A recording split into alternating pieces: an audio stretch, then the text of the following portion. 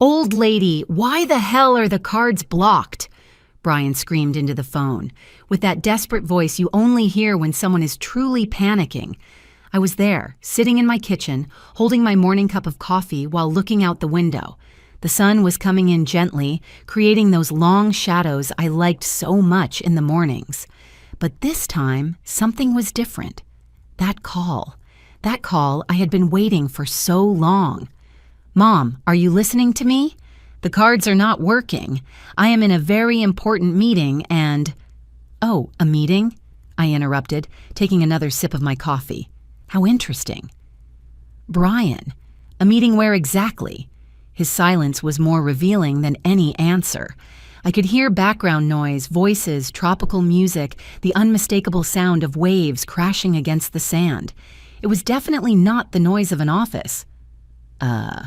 Well, it is an off-site meeting. Look, Mom, I need you to unlock the cards urgently. Paula and I have important expenses that— Is Paula with you in that meeting? I asked, feigning innocence while slowly stirring my coffee. Yes, of course. Her. She is also working on this project. Liar. My 32-year-old son lying to me as if he were a teenager who came home late. But I already knew the truth. I had known for 3 days exactly where they were and what they were doing with my money. Everything had started on Monday morning.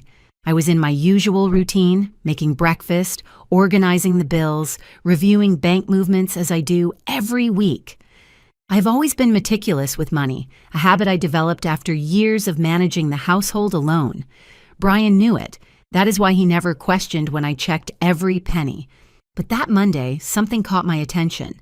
A transaction of $5,000 at the airport, then another of $3,000 in what seemed to be a jewelry store.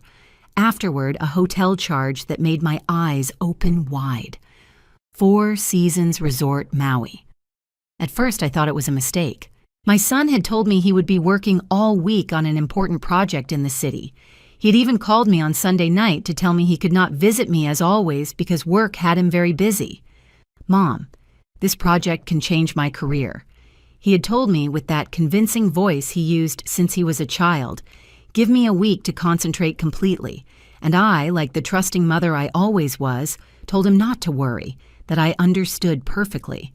But there I was, looking at those charges in Hawaii while my son was supposedly working 20 minutes from my house. "Brian," I said finally, interrupting his desperate explanations, "do you know what day it is today?" "What?" "Mom, I do not have time for riddles. I just need you to—" "It is Thursday," I continued. "Thursday morning. And according to my records, you have been spending my money in Hawaii since Monday." The silence on the other end of the line was deafening. I could hear Paula whispering something in the background, probably asking him what was happening. "Mom, I can explain." "Oh, I am sure you can," I said, getting up to pour more coffee. "But not now. Now you are in the middle of that very important meeting. Remember? Mom, please, just unlock the cards.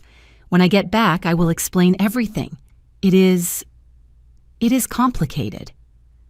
I walked to the window and looked at the perfect day spreading out before me.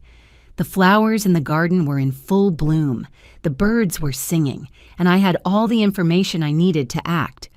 "Do you know what is the most painful part of all this, Brian?" I asked, keeping my voice calm. "It is not the money, it is not the lies. It is that you really thought your 66-year-old mother was stupid enough not to notice. Mom, I never— Have a good day at your meeting. Son, I hope the weather in Hawaii is perfect for working." And I hung up. I stood there, holding the phone in silence. For the first time in days, I smiled. It was not a smile of happiness, but a smile of someone who finally holds all the cards. For years, I had been the mother who always said yes, the one who lent money without asking when they would return it, the one who believed every excuse, every promise, every "I will pay you next week, Mom." I had raised Brian to be independent and responsible, but somewhere along the way, something had gone terribly wrong. My phone started ringing again. Of course it was him. "Hello," I answered with the same calmness as before. "Mom, do not hang up on me. Please, just listen to me for 5 minutes. I am listening. Okay, yes, we are in Hawaii, but it is not what you think. Paula. Paula was very stressed with work, and I thought a vacation would do us good. We were going to pay you back all the money when we returned. With what money, Brian? Another uncomfortable pause. Well, with my next paycheck. The project I am working on. The project that does not exist. I interrupted him. I already called your office. You took the whole week off without notice. Your boss is furious. I could hear him cursing under his breath. Mom, just give me a chance to fix this. Unlock the cards for now. And when you return, you will find many surprises waiting for you, I said, looking at the documents I already had prepared on the kitchen table. But for now, enjoy your honeymoon with my money. It will be the last time. This time, when I hung up, I turned off the phone completely. The silence in my house after hanging up that phone was strange. It was not the comfortable silence I was used to, but something denser, charged with an energy I had not felt in years. It was as if I had finally woken up from a very long dream. I sat back in my favorite kitchen chair and opened my laptop. Yes, at 66 years old, I handled technology better than my own son, something that always annoyed him when he was younger. Mom, you do not need to learn those things, he would tell me. How wrong he was. I logged into my online bank account and reviewed every transaction from the last 5 days. The list was impressive and pathetic at the same time. Monday, flights to Maui, 2 first-class tickets, $3,200. Monday, private transfer from the airport to the hotel, $250. Monday, 4 Seasons Resort. Maui, presidential suite for 5 nights, $8,500. Tuesday, Mama's Fish House Restaurant, dinner for 2 with premium wines, $420. Tuesday, Maui Pearl Gallery Jewelry Store, a pearl necklace, $1,800. Wednesday, private helicopter tour, $900. Wednesday, couples spa at the hotel, $600. Thursday morning, attempted purchase at a beachwear boutique, transaction denied, total spent so far, more than $15,000. My money. The savings I had gathered working as a secretary for 40 years, watching every penny, buying clothes on sale, cooking at home instead of going out to restaurants. But what hurt me most was not the money itself. It was the ease with which they had decided to steal it from me. The naturalness with which Brian had lied, as if it were the most normal thing in the world to deceive his mother to finance his romantic getaway. I took a picture of the screen with my phone and saved it in a folder I titled Evidence. Then I printed all the statements. If I was going to do this, I would do it right. My next step was to call Brian's office. I needed to confirm what I already suspected. Good morning. This is Margaret Vance, Brian Vance's mother. Could I speak with him, please? Oh, Mrs. Vance, replied the receptionist with an uncomfortable tone. Brian has not come to work all week. He said he had a family emergency and needed time off. A family emergency? I asked, feigning surprise. Yes, that was what he reported on Monday morning. Is everything okay? Mr. Gordon is quite upset because Brian had important deliveries this week. Everything is perfectly fine. I lied. I just wanted to confirm something. Thank you. Family emergency. That was me, apparently. The emergency was that he needed my money to go on vacation with his wife. After hanging up, I sat in my kitchen, processing the magnitude of the betrayal. It was not just the lie, it was the elaboration of the entire plan. Brian had thought of every detail. The excuse of the important work, the call on Sunday to seem convincing. He'd even used my medical emergency last month as justification in his office. I remembered that conversation we had 3 weeks ago. I had to go to the hospital for some dizziness. Nothing serious, but Brian had shown himself very worried. He even stayed to sleep at my house to take care of me. Mom, you have to take care of yourself more, he had told me while cooking in this very kitchen. I cannot imagine my life without you. What a convincing actor my son turned out to be. I opened my contact book and looked for the number of Arthur Hayes. my trusted lawyer. Arthur had handled all my legal matters since I was widowed 10 years ago. He was a serious man, efficient and above all, discreet. Arthur, this is Margaret. I need to see you today if possible. Of course, Margaret. Something urgent? Let's say I need to protect my assets from someone I trusted too much. I understand. Can you come at 3 in the afternoon? I will be there. After hanging up, I decided to do something I had not done in years: investigate my own family. I opened Facebook and Instagram on my phone. Brian and Paula always posted everything they did, from what they ate for breakfast to where they went shopping. What I found left me speechless. Paula had posted a photo from the airport on Monday morning, her in a mint green dress smiling next to Brian with a pink suitcase in the background. The caption read, "Surprise. My love is taking me to fulfill my dream of seeing Hawaii. Surprise vacation. True love. Maui." The photo had 63 likes and 22 comments from friends asking how they could afford such a trip, considering both always complained about economic problems. Paula had replied to one of the comments, "When you have a husband who truly loves you, he always finds a way to make your dreams come true." I kept scrolling. Photo on the plane, photo at the hotel, photo on the beach, photo eating lobster, photo with the pearl necklace they had bought with my money. But the one that impacted me most was one Paula had posted yesterday evening. She and Brian toasting with champagne on what looked like the terrace of their suite with the ocean in the background. The caption read, "Thank you, life, for giving me a husband who always finds a way to surprise me. Sometimes dreams come true when you least expect it." The comments were worse. "How lucky you are, friend. My husband has not even taken me to the movies this year. Brian is the best son-in-law in the world. Your mother-in-law must be very proud of him. It shows he really values you. How romantic everything is. My mother-in-law must be very proud of him." If they knew the truth. I took screenshots of every post and added them to my evidence folder. Then I did something I never thought I would do. I checked the privacy settings of their accounts to ensure they could not delete anything before I finished gathering proof. At 12:30, my phone rang again. It was Brian again. "Mom, please, we have to talk. I am listening. Look, I know you are upset and you have the right to be. But this is not what it looks like. Paula has been very depressed lately, and I thought a vacation." "Depressed?" I interrupted him. "That is why she needed a $1,800 pearl necklace. For the depression." "How do you know about—" "Mom, have you been checking my movements?" "Brian, they are my movements.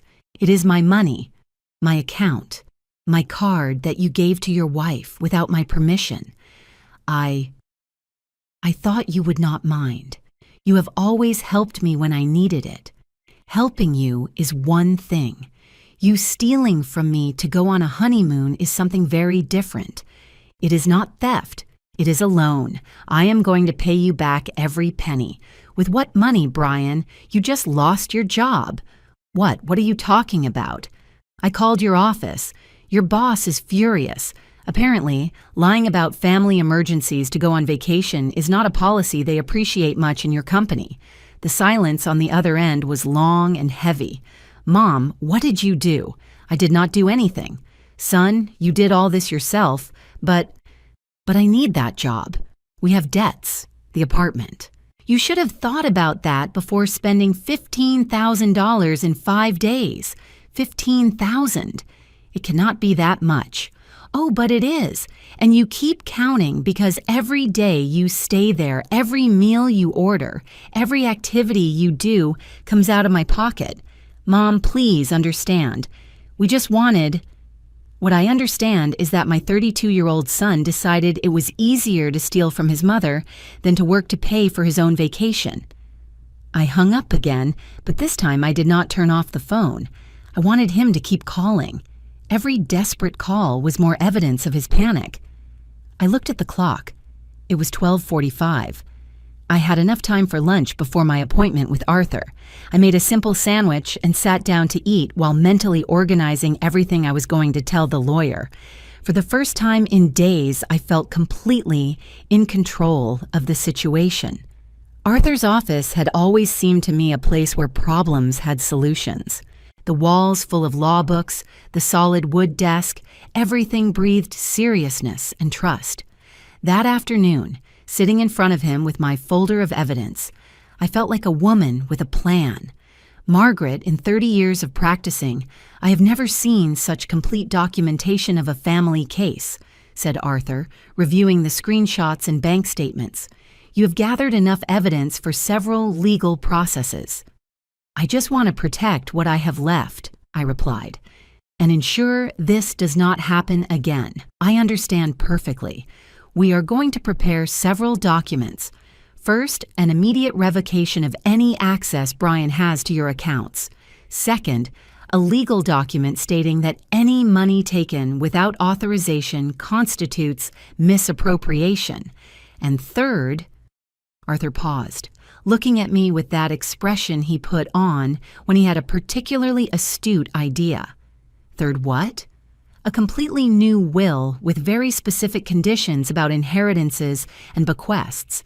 I left Arthur's office at 5 p.m. with a sense of power I had not experienced in years. The documents would be ready the next day, and I had already set in motion the plan to protect not only my current money, but also my future. When I got home, I found 7 missed calls from Brian and 3 text messages, each more desperate. Mom, please answer. We need to talk urgently. Paula is crying. This is becoming a hell. I decided not to respond yet. Instead, I prepared a quiet dinner and sat down to check social media again. What I found this time was even more revealing. Paula had posted a new photo, but the tone had changed completely. It was an image of her alone on the beach, in a white dress that looked expensive, looking toward the horizon. The caption read, "Sometimes the perfect vacations have their unexpected complications, but everything happens for a reason." The comments had started to arrive. Is everything okay, friend? Trouble in paradise? Where is Brian in this photo? But the comment that caught my attention most was from someone named Becky. Girl, I told you that mother-in-law of yours has always been very controlling. Mommy's boys never change. Becky. I investigated a little more and discovered she was Paula's best friend, a woman who apparently had very strong opinions about mothers-in-law in general and about me in particular. I kept reading Becky's comments on Paula's previous posts. Good thing Brian is finally defending himself against his mom. It was time he set limits with that lady. Your husband has to choose, his mom or his wife. Defending himself against me? Setting limits? Me, who had raised Brian practically alone after his father died, who had worked double shifts to pay for his studies, who had lent him money every time he needed it without charging interest or setting deadlines. My phone rang. This time, it was not Brian. It was a number I did not recognize. Mrs. Vance? This is Paula. Her voice sounded different, smaller, more vulnerable than the self-confident woman I had always known. Hello, Paula. Ma'am, I need to talk to you. Brian is very upset. He does not understand why you blocked the cards. Do you understand? There was a long pause. I told him maybe he should have talked to you first, but he assured me you would not have a problem with us using the money for this trip. He assured you? Yes, he told me you always supported him in everything, that you had never denied him anything when he needed it. Interesting. So Brian had lied to her too, to a certain extent. Paula, let me ask you something. Did you know Brian lied to his boss about a family emergency to go on vacation? What? No, he told me he had requested normal vacation time. And did you know he lost his job today because of that lie? The silence on the other end was deafening. He lost the job? Completely. His boss confirmed it to me this morning. My God. Mrs. Vance, I did not know any of this. Brian told me everything was arranged with his work, that you had approved the use of the money. What? Her voice broke. That it was like a family vacation paid for by you, because you loved me very much and wanted us to be happy. There it was, the complete lie. Brian had not only stolen from me, but he had manipulated his own wife into being an accomplice without knowing it. Paula, How much did you really know about the money you have been spending?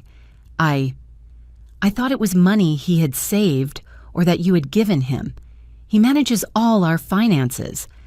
I only see the cards he gives me and trust that everything is fine. Have you seen the amount you have spent? Not exactly. He tells me not to worry, to enjoy.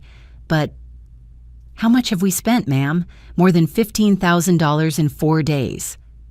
The gasp I heard on the other end of the phone sounded genuine. 15,000. Ma'am, that is more than what we earned together in 3 months. How is it possible that Brian... Ask your husband. Paula. Mrs. Vance, I did not know. I swear by what is most sacred that I did not know it was so much money, nor that it was your money, nor that Brian had lied at work.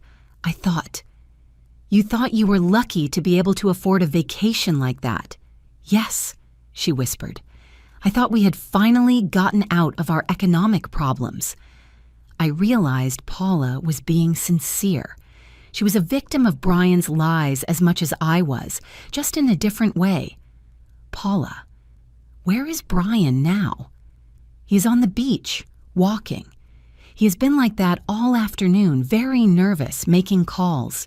He says he is going to fix everything, but he does not explain how. Do you want some advice? Yes, please. Prepare to come home immediately. This is going to get much worse before it gets better. What do you mean? I mean my son got into a much bigger problem than he imagines, and you, unknowingly, are involved too. After hanging up with Paula, I sat reflecting on what I had discovered. Brian was not just a thief, he was a manipulator. He had deceived everyone. Me, his wife, his boss. He had built a web of lies so elaborate that even he himself had probably started believing parts of it.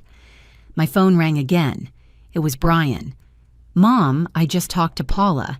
Did you tell her I lost my job? I told her the truth. Brian, something you apparently do not know how to do. Mom, you are ruining my life. I am not ruining anything for you. You are doing it all by yourself. Why did you have to call my office? Why could you not keep this between us? Because I needed to verify how far your lies went. And apparently, they go very far. Mom, please, we can fix this. We will come back tomorrow. I will pay you back every penny. I will look for another job. With what money are you going to come back tomorrow, Brian? Your return flights are scheduled for Sunday, and they are non-refundable tickets that cost another $3,000. How do you know? Because I reviewed all the reservation information. I have access to everything. Remember? It is my card. Mom, then help us return. Unlock the cards just for the flights tomorrow. So you can keep spending my money on expensive meals and souvenirs before leaving? We are not going to spend any more. We just need to come home. Brian, you created this problem. Find a way to solve it yourselves. Do you want us to sleep on the street? I want you to learn that actions have consequences, something you apparently never learned. I hung up and immediately blocked his number. I had already heard enough pleading for one day. That night, before going to sleep, I posted something on my own Facebook. It was rare for me to post something personal, but I felt it was necessary. Reflecting on family and trust. Sometimes the people we love most are the ones who hurt us most, but they are also the ones who teach us most about our own strength. I did not mention names. I did not give details, but in less than an hour I had 20 comments from friends supporting me and asking if I was okay. Among the comments, I found one from my neighbor, Betty, not Paula's friend, but another Betty who lived on my street, Margaret. You have always been a strong woman. If you need to talk, you know where to find me. I decided it was time to have that conversation. The next day in the morning, I woke up with a mental clarity I had not had in weeks. It was Friday, and according to my calculations, Brian and Paula would be going into complete panic. Their return flights were on Sunday, and without access to my cards, they would have to find a way to survive 2 more days in one of the most expensive hotels in Maui. While making my morning coffee, the doorbell rang. It was Betty, my neighbor, with a tray of freshly baked sweet bread. Good morning. Margaret, I saw your post last night and thought maybe you needed company. Betty was 72 years old, had been a teacher for 40 years, and had that wisdom that comes from having seen everything in life. Besides, she had raised 4 children as a single mother, so she understood about sacrifices and ungrateful children. "Come in. Betty, I just needed to talk to someone sensible." I told her the whole story while we had breakfast. Every detail, the lies, the money, the social media posts, the desperate calls.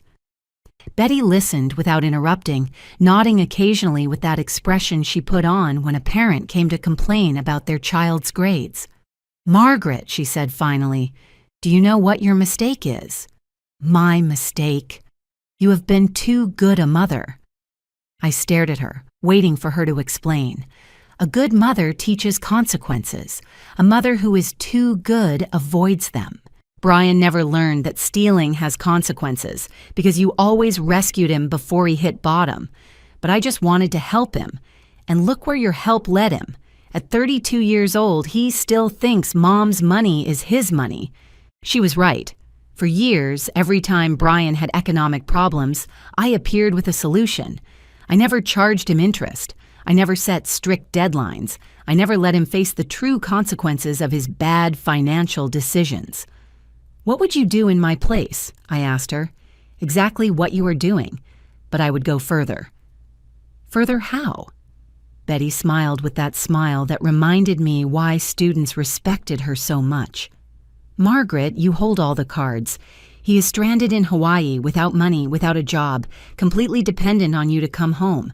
This is the perfect moment to teach him the most important lesson of his life. What do you suggest? That you make him work to return.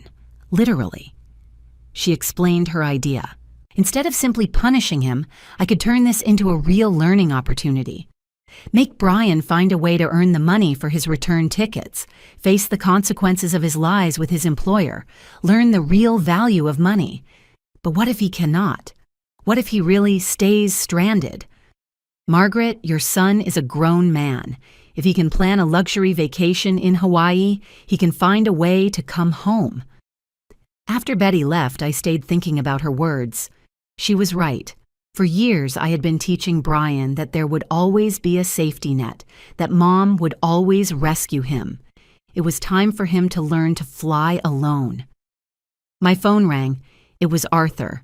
"Margaret, the documents are ready. Can you come sign them? I am on my way." In Arthur's office, I signed 3 important documents. The first officially revoked any access of Brian's to my bank accounts. The second established that any money taken without express written authorization constituted a loan with 15% annual interest. The third was my new will. "This last document is particularly interesting," explained Arthur.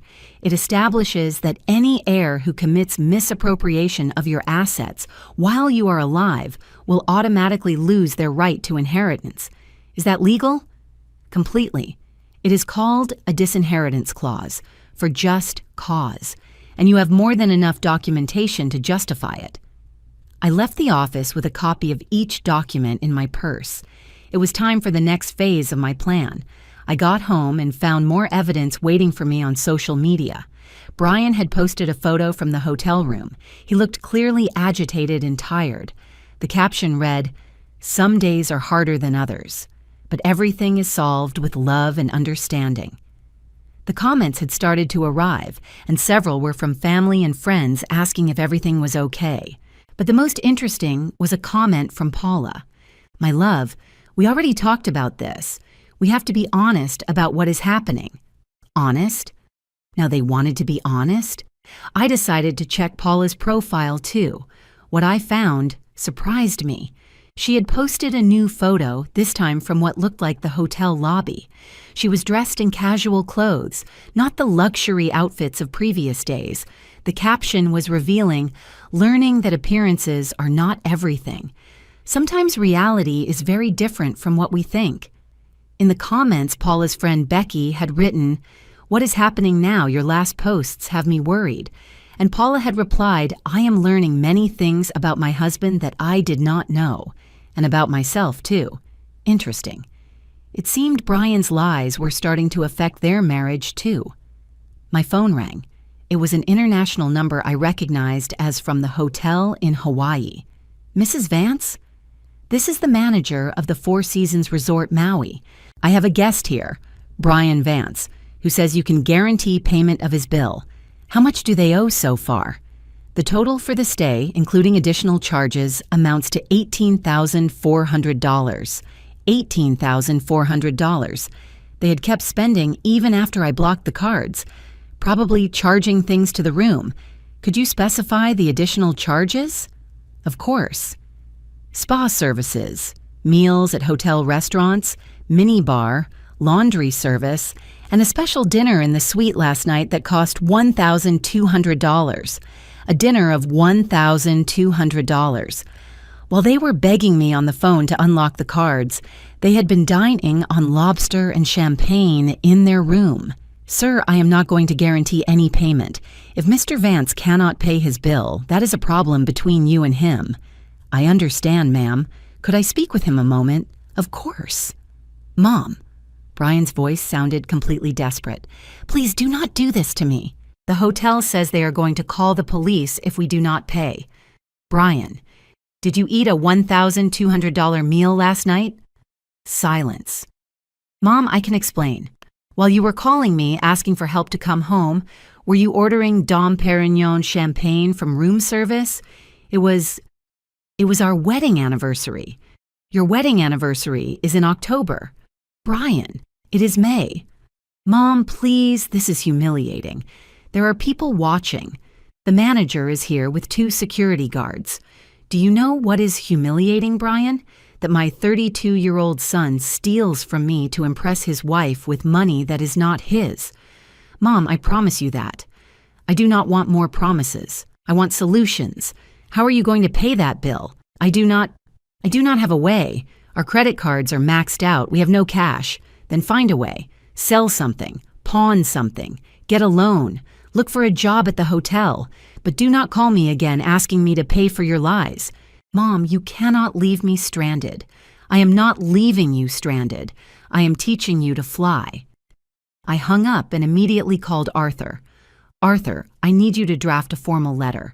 I want it to be in writing that Brian took money without authorization, that he has 30 days to develop a payment plan, and that if he does not do it, I will proceed legally. Are you sure you want to go that far?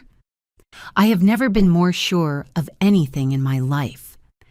That night, while I ate a simple salad in my quiet kitchen, I reflected on what I had learned in the last 48 hours, not just about Brian, but about myself. For years, I had confused love with permissiveness, protection with overprotection. My phone received a text message from a number I did not recognize. Mrs. Vance, this is Paula. I am writing from a hotel employee's phone because Brian broke my phone in a fit of rage. I need you to know that I knew nothing about what was really happening. Brian confessed everything to me tonight. About the job, about the money, about the lies. I am devastated. I do not know if my marriage is going to survive this. I just wanted you to know I am very sorry. I replied, Paula, you are also a victim of Brian's lies. But now that you know the truth, you have to decide what you are going to do with that information. Her answer arrived 5 minutes later. I already decided. As soon as we return home, I am going to stay with my sister. I need time to think if I want to stay married to someone who is capable of lying so easily. For the first time in days, I felt sorry for someone who was not myself. Saturday morning, my house was plunged into a peace I had not experienced in years. While preparing my breakfast, I realized that for the first time in a long time, I was not waiting for a call from Brian asking for money, favors, or solutions to problems he himself had created. That tranquility broke when my phone rang. It was a number I did not recognize, but with an international code from Hawaii. Mrs. Margaret Vance? This is Officer Patricia Gonzalez from the Maui Police Department. I have your son Brian Vance detained here for attempted credit card fraud. My first instinct was to panic, but I forced myself to stay calm. Can you explain what happened exactly? Your son tried to use a credit card that had been reported as stolen. When we confronted the establishment, it turned out the card belongs to his wife, but she had reported the theft because she says her husband took it from her by force. I understand. What are the charges? Attempted fraud, disorderly conduct, and possibly domestic violence depending on whether the wife decides to file formal charges. Where is his wife now? In a temporary shelter managed by the hotel for guests in difficult situations. She is cooperating with the investigation. Officer, what do you need from me? Your son says you can pay his bail and the hotel expenses. Is this correct? No, it is not correct. I am not going to pay anything. Are you sure, ma'am? Your son is quite upset. I am completely sure. My son is an adult responsible for his own decisions. I understand. In that case, he will remain detained until his hearing, which will be Monday morning. After hanging up, I sat in my kitchen processing what I had just heard. Brian had not only stolen my money, but he had apparently escalated to trying to use his own wife's credit card without permission. And from what it sounded like, he had used violence to take it from her. My phone rang again. This time, it was a local number. Mom. It was Paula's voice, but it sounded different. Scared, small. Paula. Are you okay? No, I am not okay. Brian. Brian went crazy last night. When I told him I could no longer continue with this, that I wanted to go home, he took my credit card and pushed me against the wall. My God, are you hurt? I have a bruise on my arm, but I am physically okay. Emotionally, I do not know if I'm going to recover from this. Where are you now? At the hotel still, but in a different room. A social worker is helping me. Mrs. Vance, I need to tell you something important. I am listening. Brian confessed to me last night that this is not the first time he takes money from you without permission. He told me he has been doing it for years, just in smaller amounts, and that he always replaced it before you noticed. My world wobbled. Years. Had he been stealing from me for years? How long, Paula? Since we got married 5 years ago. He says at first he only took $100 or $200 when we had emergencies, but over time it became easier because you never noticed. And did you know this? No. I swear I did not know anything. I thought he was very good at managing money, that is why we always had enough for emergencies. I never imagined he was taking it from you. Paula, I need to ask you something else. Did you ever notice anything strange in my behavior toward you? As if I suspected something? Now that I think about it, yes. Sometimes you seemed confused when Brian mentioned expenses we had made. And once I heard you ask him why his statements did not add up, but he always had an explanation. What kind of explanations? He said you were starting to have memory problems due to age, that it was normal for you to get confused with numbers, that we should not worry because he could help you manage your finances. The son of a bitch. Not only had he been stealing from me for years, but he had been preparing the ground to make me look like a confused old woman if I ever realized. Paula, did Brian ever mention anything about my will or my inheritance? Yes. A few months ago, he said you had commented that he would inherit the house and all your bank accounts when you passed away. He said that is why he did not worry much about saving, because in the end, everything was going to be his anyway. He told you I had said that? Yes. And he said since he was going to be responsible for all your money eventually, it was not wrong for him to use it now for emergencies, as long as he replaced it. Everything fit now. Brian did not just see me as his source of emergency money, but as his retirement plan. He had been planning to live off my money not just now, but forever. Paula, what are you going to do now? I do not know. The social worker says they can help me get a return flight, but it would have to be through social services because I have no money.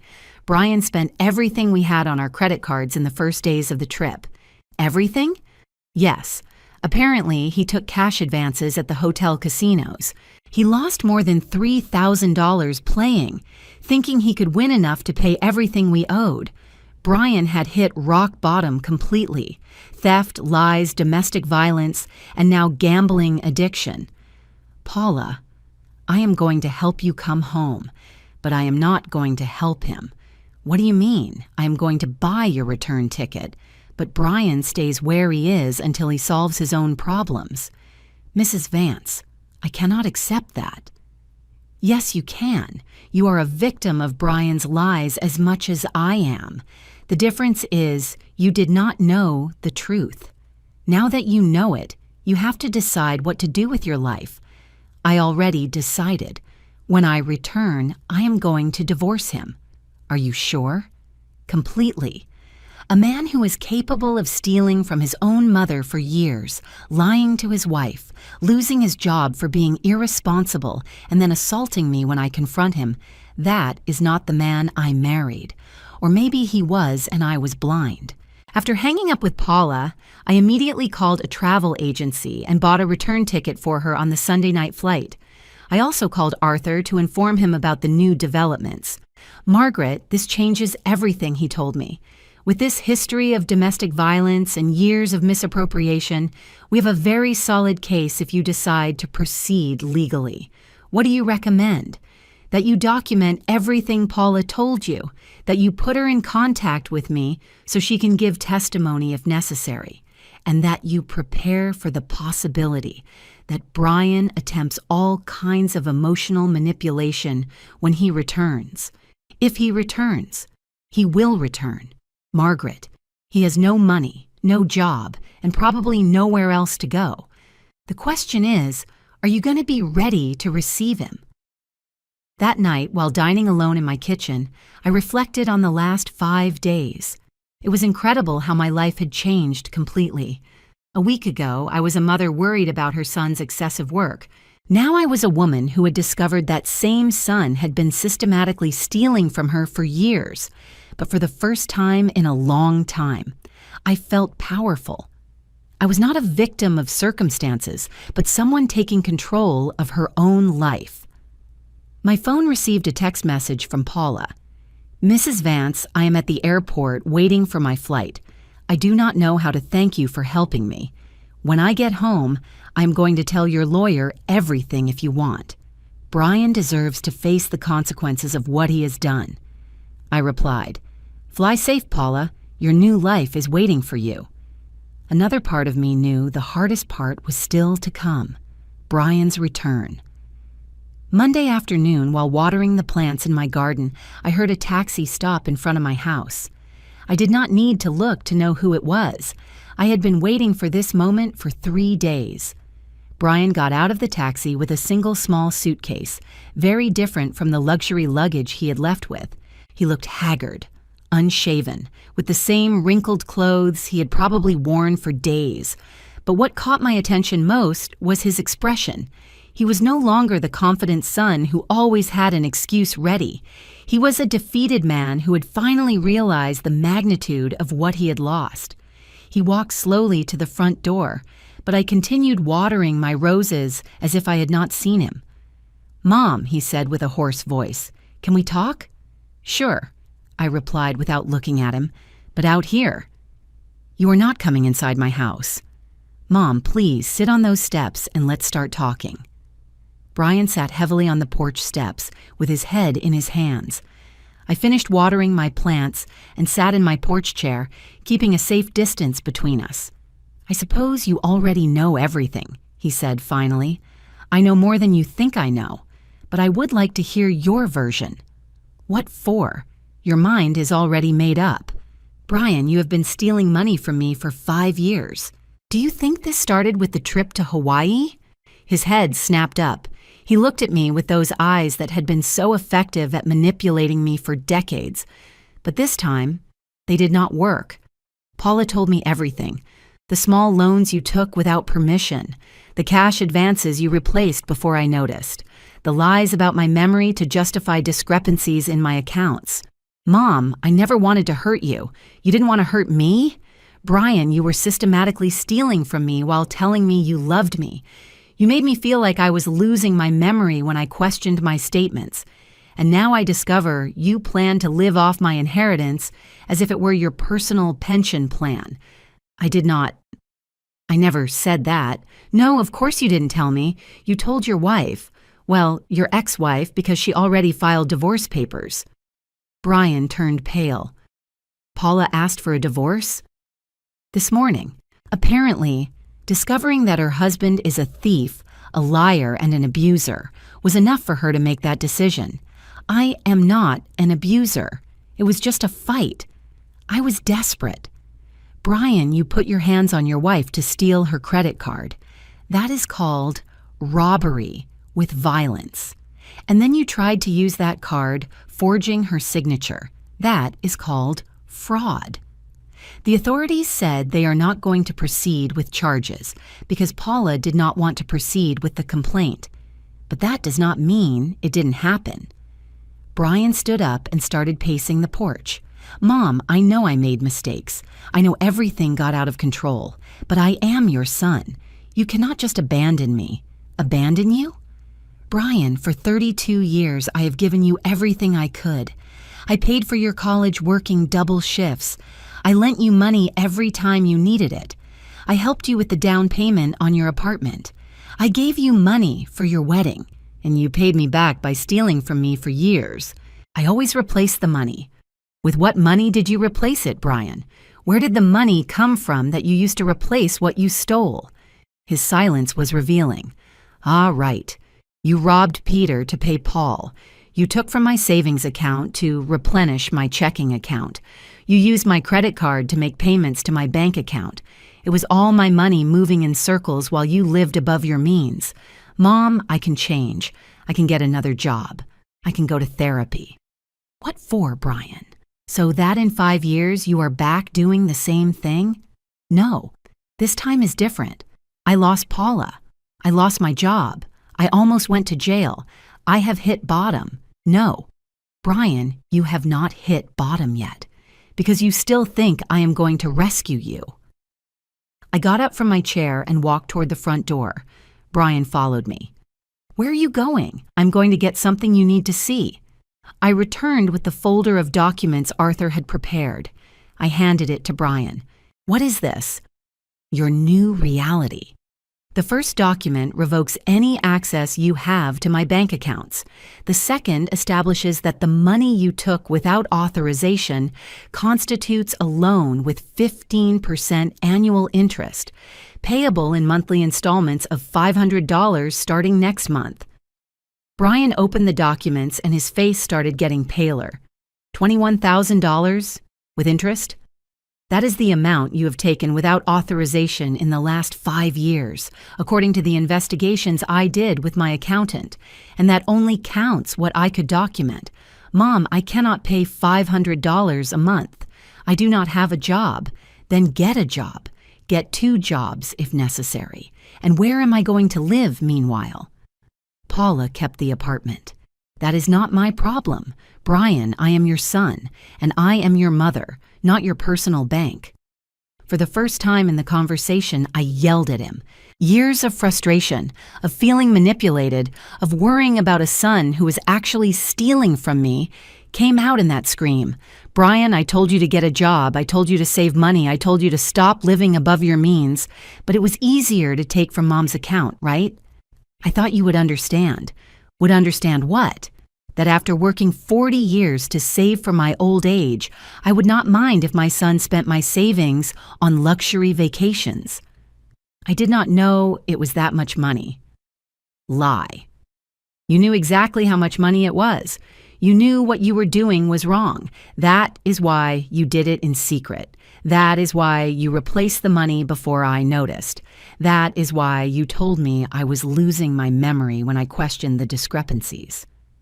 Brian sat back down on the steps, this time with the documents in his hands. And the third document, what is it? My new will. What changed? Everything. It includes a clause that says any heir who commits misappropriation of my assets while I am alive automatically loses their right to inheritance. Brian lifted his head abruptly. Are you disinheriting me? I am protecting myself from you stealing from me again. If you learn the lesson, if you pay what you owe, if you demonstrate you can be a responsible son, we can review the will in the future. But until then, my money goes to charities when I die. Mom, you cannot do this to me. I am your only son. Brian, you decided to treat me like your unauthorized income source. Now I decide to treat you like what you proved to be, someone I cannot trust with my money.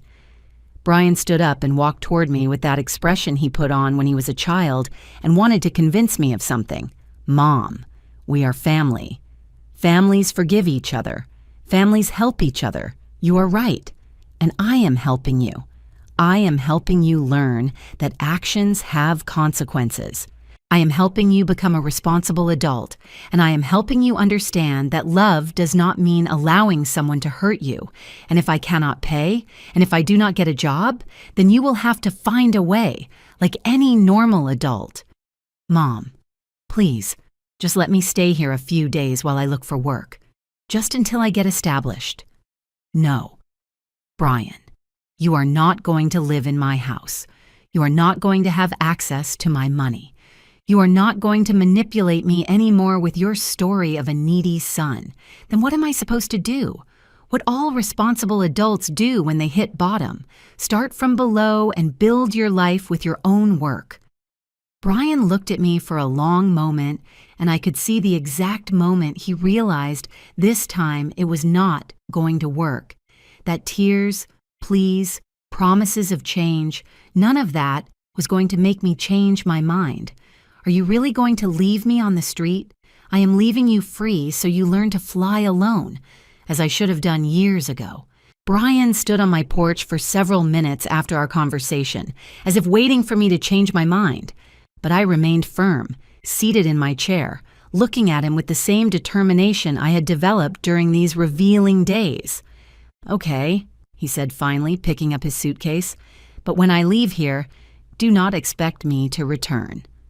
Brian, my door will be open when you are a different man, when you can look me in the eyes and tell me you understand what you did wrong and that you have truly changed. Until then, you have my phone number and the documents you need to start paying your debt. I watched him walk away down the street carrying his suitcase, probably heading to the bus stop. For the first time in years, I did not feel the urge to run after him to offer a solution. Instead, I felt something I had not experienced in a long time. Peace. That night, Paula called me from her sister's house. Mrs. Vance, did Brian return yet? Yes, he came this afternoon. I gave him the legal documents and explained the new rules. How did he react? Like a child discovering his tantrums no longer work. He tried all his usual manipulation techniques, but this time I did not fall for any. I am glad you stayed firm. Ma'am, there is something else I need to tell you. Tell me. While I was at the hotel shelter, I met a social worker who helped me a lot. She suggested I contact other people who might have been victims of financial abuse by Brian. Apparently, this type of behavior rarely is limited to a single person. What do you mean? Well, I started remembering strange things, like the times Brian came home with extra money and said his boss had given him a bonus, or when suddenly we could afford things I knew were not in our budget. But he always had an explanation. Do you think he stole money from other people, too? I am not sure, but the social worker gave me the number of an organization that helps victims of financial abuse. She suggested you contact them, too, because they can probably help you with legal and emotional resources. I wrote down the number Paula gave me and thanked her for the information. After hanging up, I stayed thinking about the possibility that Brian had been stealing not only from me, but also from other people. The idea made me sick to my stomach. The next day in the morning, I called the number Paula had given me. A very kind woman named Gloria attended me and explained the services they offered. Mrs. Vance, what you describe is a very common pattern of family financial abuse. Unfortunately, the most frequent victims are older parents who've been manipulated by adult children for years. Is it really that common? More than people imagine. Often, as in your case, victims do not realize they are being financially abused because the abuser is very skilled at creating justifications and making the victim feel guilty for doubting. What do you recommend I do now? First, you already did the hardest part, recognizing the problem and taking measures to protect yourself. Second, I recommend you document everything you can remember about unauthorized loans, suspicious transactions, and any pressure you felt to give money. Third, I would consider reporting the case to the authorities. Reporting it? After all this time? Ma'am, financial abuse is a crime. It does not matter if the perpetrator is your son. If you have sufficient evidence, you can proceed legally to recover your money and prevent him from doing the same with other people. That conversation opened my eyes to a reality I had not fully considered. I was not just a mother disappointed by an irresponsible son. I was a victim of a systematic crime that had lasted years. That afternoon, my neighbor Betty came to visit me with more sweet bread and much curiosity about how the confrontation with Brian had gone. He left, I told her while serving coffee, and he is not coming back until he learns to be a responsible adult. How do you feel? Strangely good. For years, I felt exhausted after every interaction with Brian, as if he had sucked all my energy. This time, I feel powerful. It is because you finally set clear limits. Children need limits regardless of the age they have. Betty, did you ever suspect something was not right with Brian? Honestly, yes. It always seemed strange to me that a 30-year-old man needed financial help from his mother so frequently, and the way he talked about your money as if it were part of his natural resources. You never told me anything? Margaret, when someone is in an abusive relationship, family or romantic, you cannot convince the victim from the outside. The victim has to reach their own conclusions. All friends can do is be there when the person is ready to see reality. Abusive relationship? Is it really that serious? Abuse is not always physical. Margaret, Brian was manipulating you emotionally to access your money, making you feel guilty when you questioned his requests, and making you doubt your own perception of reality. That is psychological and financial abuse. That night, I called Arthur to tell him about my conversation with the Financial Abuse Victims Organization. Margaret, they are right. What Brian did constitutes several crimes: misappropriation, financial abuse of an elder, and possibly fraud. You have enough evidence to proceed criminally if you decide to do so. What would that imply? It would mean filing a formal complaint with the police. Brian could face criminal charges, not just civil. He could go to jail. Do you want me to send my own son to jail? I want you to understand all your options, and I also want you to consider this. If Brian is capable of systematically stealing from his own mother for years, what do you think he would do with a victim who was not family? That question kept me awake all night. What if Brian was stealing from his job too? What if there were other victims? Was it my responsibility to protect those potential people by reporting what I knew? Wednesday morning, I made a decision that would change everything forever. I called the local police station and asked about the process to report family financial abuse. Mrs. Vance, you can come whenever you like to file the complaint. Bring all the documentation you have: bank statements, contracts, communications, any evidence of financial abuse. What happens after I file the complaint? A formal investigation is opened.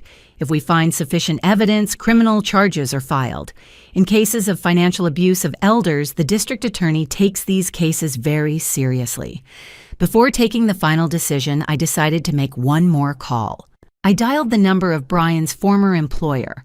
This is Margaret Vance, Brian Vance's mother. Could I speak with Mr. Gordon? Of course, ma'am. One moment. Mrs. Vance, I am very sorry for what happened with Brian.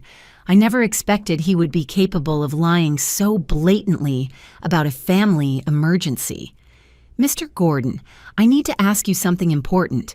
Did you ever notice discrepancies in the handling of company money when Brian worked there? There was a long pause. Ma'am, is there something specific that makes you wonder that? I just discovered Brian has been stealing money from me systematically for years. I wondered if he could have done the same at his job.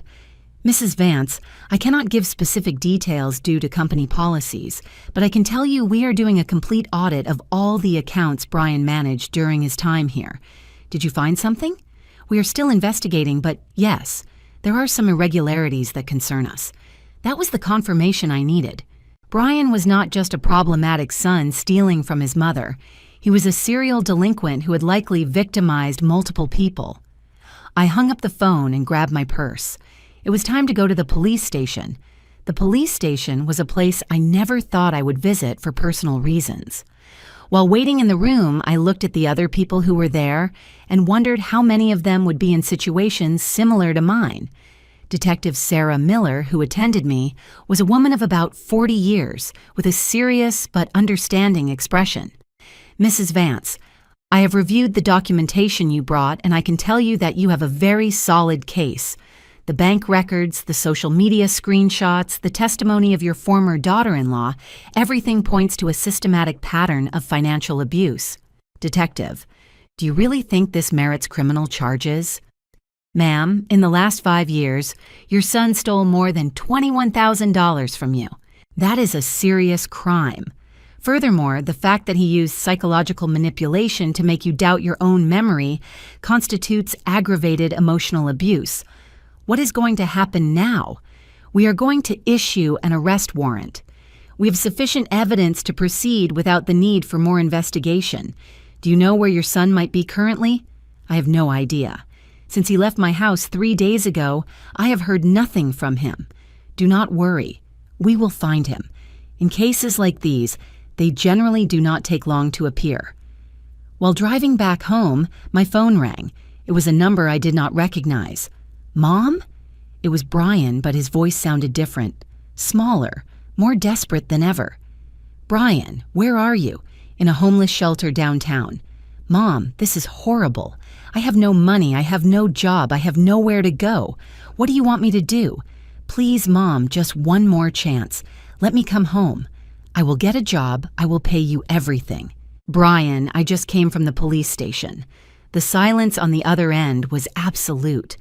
What did you do? I filed a formal complaint for financial abuse. There is an arrest warrant with your name. Mom, you cannot do that to me. I am your son. Brian, for years you were my thief before my son. It is time you face the consequences. Please withdraw the complaint. I will do whatever. I will pay everything. I will go to therapy. It is too late for promises. Brian, besides, it is not just with me. Your former employer is also investigating irregularities in the accounts you managed. What? How do you know that? I called to ask. Apparently, stealing had become your way of life, not just a problem with me. Mom, if they arrest me, my life is over.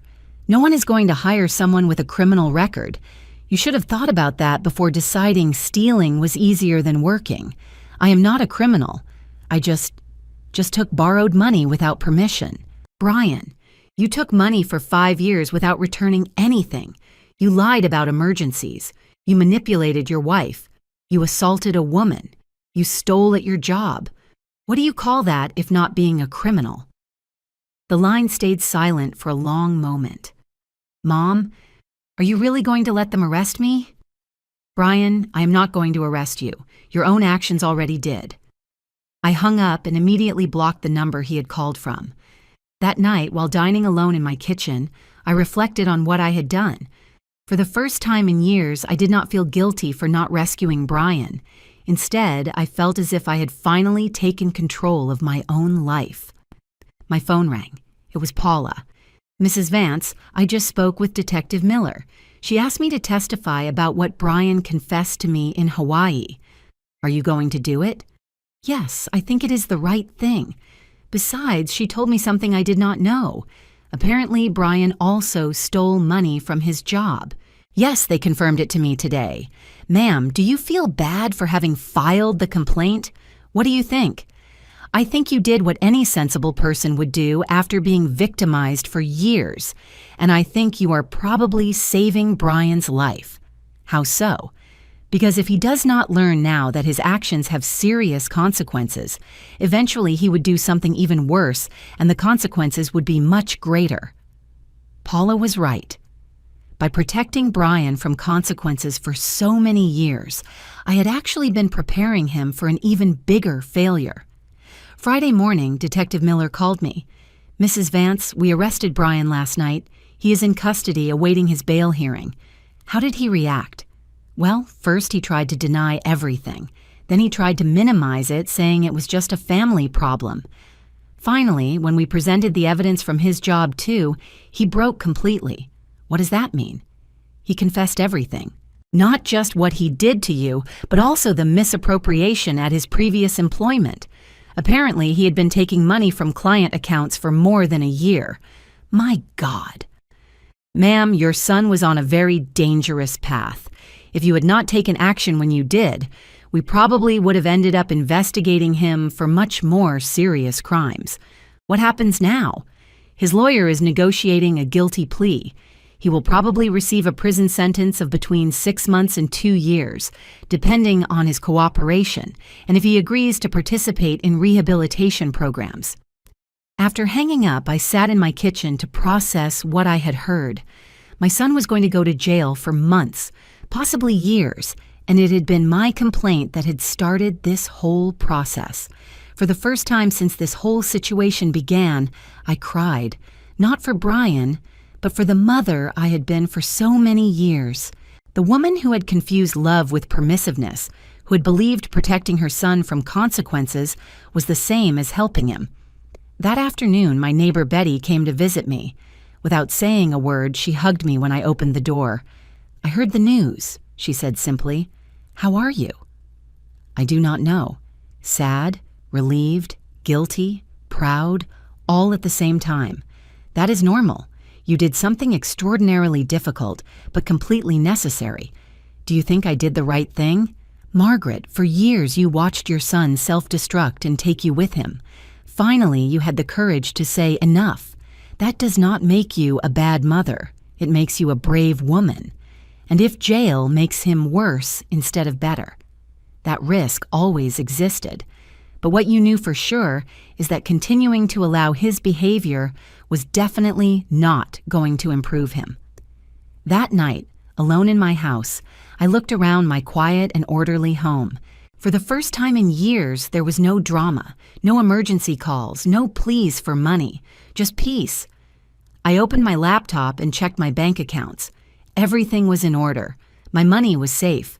My savings for old age were intact. My future was protected. Then I did something I had not done in years. I planned something for myself. I opened a travel website and started looking at cruises for seniors. If Brian could spend $15,000 of my money in 5 days in Hawaii, I could perfectly well spend $5,000 of my own money on a real vacation. I found a 2-week cruise through the Mediterranean leaving in 3 months. It had cultural activities, lectures, excursions to historical sites. It was exactly the type of trip I had always wanted to do, but had never been able to afford because I was always lending money to Brian for his emergencies. Without hesitating, I made the reservation. For the first time in decades, I was investing in my own happiness instead of financing someone else's irresponsibility. My new life had officially begun. 6 months after that Friday that changed my life forever, I found myself sitting on the deck of a cruise ship in the Mediterranean, watching the sunrise over the coast of Santorini. In my hands, I had a cup of Greek coffee, and on my face, a smile I had not felt in years. The trip had been everything I had dreamed of and more. During 2 weeks, I had visited museums in Rome, walked through the ruins of Pompeii, explored the markets of Istanbul, and tasted wines in Tuscany. But the most important thing was that I had done all this without worrying about emergency calls, without constantly checking my phone for desperate messages, without feeling guilt for spending my own money on my own happiness. My phone vibrated with a message. It was from Paula. "Mrs. Vance, I hope you are enjoying your vacation. I just wanted to tell you I signed the divorce papers yesterday. Officially, I am free. I also wanted to thank you again for helping me see the truth. My new life is being better than I ever imagined. I replied, I am very happy for you, Paula. Enjoy your freedom. You deserve it. During these months, Paula and I had developed an unexpected friendship. She had testified at Brian's trial, had started therapy to process the emotional abuse she had suffered, and had gotten a better job at a marketing company. Without the debts Brian constantly accumulated, she had discovered she could live very well on her own salary. My phone vibrated again. This time, it was my neighbor Betty. Margaret, a letter arrived for you. It looks official, from the penitentiary center. Do you want me to open it? No, keep it. I will read it when I return. I replied. I knew it was probably a letter from Brian. During the last 6 months, he had written to me 3 times from prison. The first 2 letters I had thrown away without reading. The third I had read, but it had been more of the same. Promises of change, pleas for forgiveness, attempts to make me feel guilty for abandoning him in his most difficult moment. Brian's final sentence had been 18 months in prison, followed by 2 years of probation and the obligation to pay restitution to both me and his former employer. He also had to complete a rehabilitation program for gamblers and therapy for impulse control disorders. His former employer had discovered he had stolen more than $30,000 from client accounts during the last year he worked there. In total, Brian owed more than $50,000 in restitutions. Detective Miller had explained to me it was very unlikely Brian could pay those amounts in the near future. The important thing, she had told me, is that now there is an official record of his criminal behavior. If he ever does something like this again, the consequences will be much more severe. I got up from my chair on the ship's deck and walked to the railing. The Aegean Sea stretched infinite before me, shining under the morning sun. It was impossible not to think about how different my life was now compared to 6 months ago. Then I had been a 66-year-old woman living constantly anxious about the next financial crises of her adult son, doubting her own memory, feeling guilty every time she spent money on herself. Now I was a free woman who had regained control of her life and her money, who had learned to set healthy limits. Mrs. Vance? I heard a familiar voice. It was Helen, a 70-year-old Argentine woman I had met the first day of the cruise. She had become my adventure companion during the trip. Good morning. Helen, ready to explore Santorini? More than ready. But first I have to tell you something. Remember I told you about the problems I had with my son last year? Yes, you told me he had also had problems with money taken without permission. Exactly. Well, after hearing your story, I decided to take action. Yesterday I spoke with a lawyer by phone from Athens. Helen told me that, inspired by my decision to take control of my situation, she had decided to formally confront her son about the money he had taken from her accounts for years. Like me, she had discovered the problem was much more serious than she had initially imagined. Your courage gave me courage, she told me. For years, I thought it was normal for adult children to depend financially on their parents, but you helped me understand the difference between helping and being abused. We spent the day exploring the white villages of Santorini, buying souvenirs, taking photos in the most picturesque places. But what I enjoyed most was simply the feeling of freedom. The freedom to spend my money without guilt. The freedom to enjoy without waiting for an emergency call. The freedom to simply be myself. That night, during the cruise farewell dinner, the captain asked some passengers to share their most memorable experiences of the trip. When it was my turn to speak, I said something that surprised myself. This trip not only took me to beautiful places around the world, but it took me back to myself. I learned it is never too late to take control of your own life, regardless of the age you are. The applause that followed filled me with a warmth I had not felt in years. 2 days later, I was back in my house in our city, but something had fundamentally changed. My home felt different, quieter, more mine. I had rearranged some furniture while I was away, Betty had supervised the workers, and now my living room had a reading corner with a new chair and a perfect lamp for reading in the afternoons. I found Brian's letter on my kitchen table, where Betty had left it. This time, I decided to read it. Mom, I know you probably do not want to hear from me, but I need to write you this letter. I have been in therapy here in prison, and my therapist is helping me understand what I really did. Not only did I steal money from you, I stole your peace of mind, your trust, your tranquility. I made you doubt yourself when you were right all the time. I have been so focused on my own desperation that I never thought about what my actions were doing to you. I am not asking you to forgive me, because I understand that is going to take time, if it ever happens. I just want you to know I am finally starting to understand the damage I caused. When I get out of here, I am not going to approach you until I can show you with facts, not words, that I am a different person. I love you, Mom, and part of that love means respecting the space you need from me, Brian. I folded the letter and put it in a drawer. I did not throw it away this time, but I did not feel the urge to respond immediately either. It was Brian's first letter that really sounded as if it came from a place of genuine understanding instead of manipulation. Maybe with time, therapy, and a lot of personal work, Brian could become the man I had always hoped he would be. But that was his responsibility now, not mine. That night, I prepared a simple dinner in my quiet kitchen. I put on soft music, lit a candle, and poured myself a glass of the wine I had brought from Tuscany. While I ate, I made a list of all the things I wanted to do in the coming months. Painting classes, an art history course at the community college, maybe join a book club. For the first time in years, my future was full of possibilities that did not involve rescuing another person from their own mistakes. My phone rang. It was Helen, my new friend from the cruise.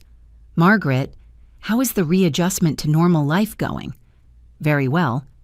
Different, but very well. And you? Same. Hey, would you like to accompany me to a lecture on female empowerment next week? It is about women who have taken control of their lives after 60. I would love to. After hanging up, I sat in my new reading chair with a cup of tea and a book I had bought in Rome about the history of Renaissance art. Outside, the sun was setting, creating those golden shadows I liked so much. For the first time in years, I breathed in peace. My new life was just beginning.